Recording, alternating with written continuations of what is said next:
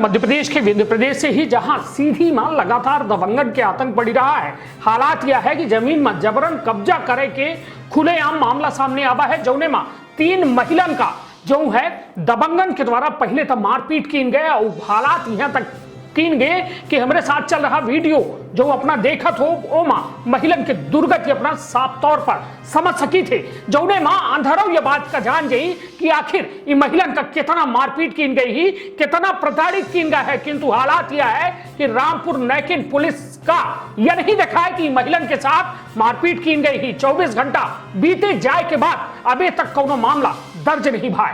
विंध्य क्षेत्र के यह पहल बघेली न्यूज चैनल बा हम कनिष्ठ तिवारी अपना पंचन का सभी जनन का प्रणाम करी थे और शुरुआत करी थे यह बेहद दुखद सिस्टम के दुखद खबर के। जो मैं अपना पटेल बताया दी कि रामपुर नैकिन थाना अंतर्गत बाघड़ के यह पूरा मामला है। जौने मां आज पुलिस अधीक्षक के समक्ष 3 महिला जो है पहुंच के आपन दुखड़ा रोई। उनके द्वारा यह कहा गया कि उनका निजी जमीन पर उनके गांव के दबंगन के द्वारा जो है जबरन कब्जा कीन जाला है। किंतु रामपुर नैकिन थाना में यदि उनके द्वारा जब वीडियो दिखावागा जौने में उनके साथ बेरहमी से मारपीट की गए, उसके बाद जो है रामपुर नैकिन थाना के पुलिसकर्मी के द्वारा वो महिलन की बात नहीं सुनी गए, फरियाद नहीं सुनी गए और अभी तक FIR तक नहीं दर्ज कीनगा।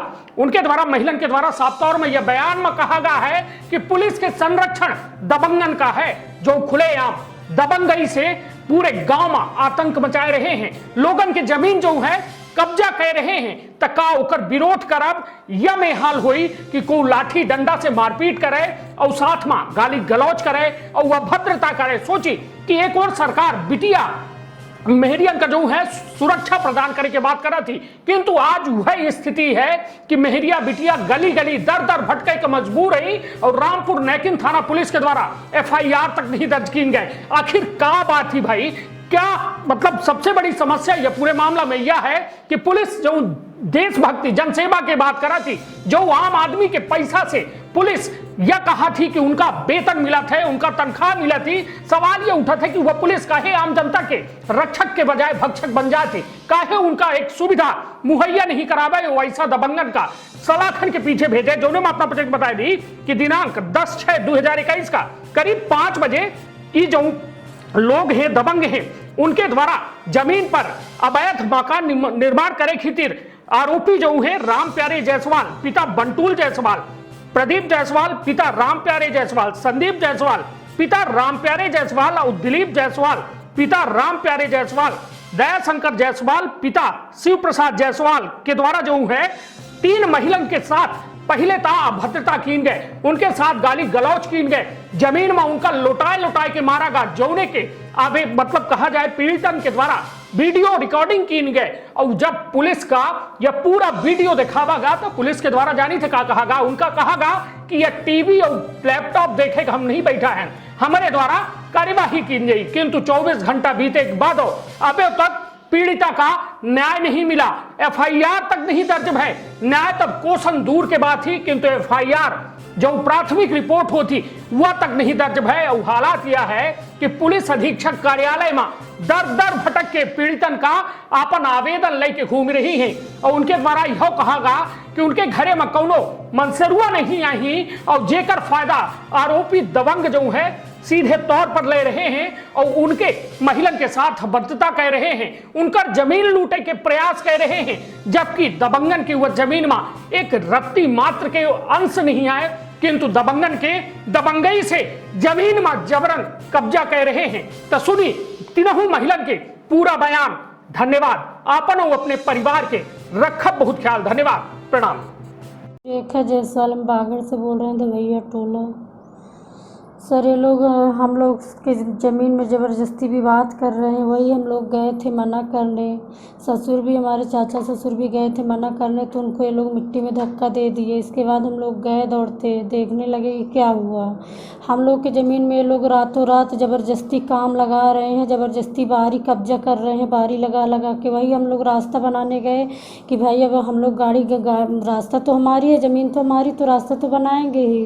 रास्ता बनाने लगे, बाहरी हटाने लगे तो ये लोग लाठी डंडा से वार करने लगे। दो देवरानी थी हमारी और तीसरी हम थे। तो राम प्यारे के चारों बेटे और उनकी राम प्यारे की घरवाली थी, उसकी बहू थी। 7-8 लोग वो थे, 3 लोग हम थे।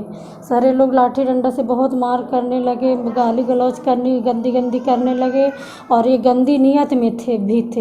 वही पेटीकोट और ब्लाउज में सीधे हाथ पकड़ के गंदी शब्द बोल रहे थे कि ऐसे करना वैसे करना। फिर हम लोग हो के वही मारपीट किए, 100 नंबर को फ़ोन लगाए, वो भी नहीं सुनी है। इसके बाद हम लोग आए थाना रामपुर, वहाँ भी रिपोर्ट दर्ज कराने की कोशिश किए तो वहाँ भी रिपोर्ट नहीं दर्ज किया गया था। ये वही हम लोग जो वीडियो बनाए थे, दिखाने के लिए बोले तो मुंशी साहब वो जो रिपोर्ट लिखने वाले वो बोल रहे थे कि आप लोग ये रिपोर्ट लिखाने आए हो कि वीडियो दिखाने आए हो। और FIR दर्ज नहीं करवाया गया, न मेडिकल कुछ भी नहीं कर रहे हैं सर।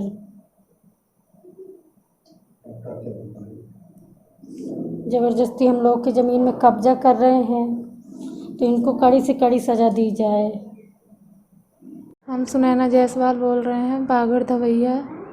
इन लोग राम प्यारे जायसवाल, उसके चारों बेटे सुदामा जायसवाल, शेर जायसवाल, मुन्नू जायसवाल और छोटू जायसवाल और उसके दोनों बहू और उसकी घरवाली भी, इन लोग 7 लोग मिलके हमें मारे। हम लोग अपने घर से 3 लोग गए थे। हमारे घर में जेंट्स कोई नहीं है सर।